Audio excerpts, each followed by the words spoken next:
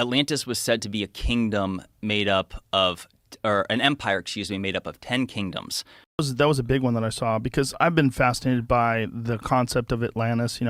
Ever since I had these conversations with Randall Carlson and Graham Hancock about the Younger Dryas impact theory and this concept that somewhere in the roughly around 11,000, 12,000 years ago, we were hit by a series of comets. And it's pretty evident that that's a fact. If you do the core samples of the Earth, they find this nuclear glass all over the Earth that exists in that time period.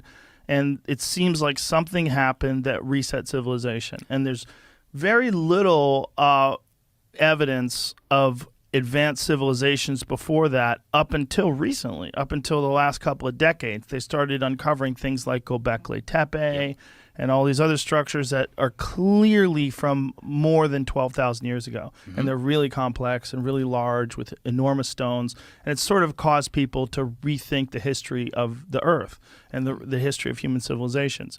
And Atlantis has always been the big one. That has been the one that everybody talked about. Atlantis was said to be a kingdom made up of, or an empire, made up of 10 kingdoms.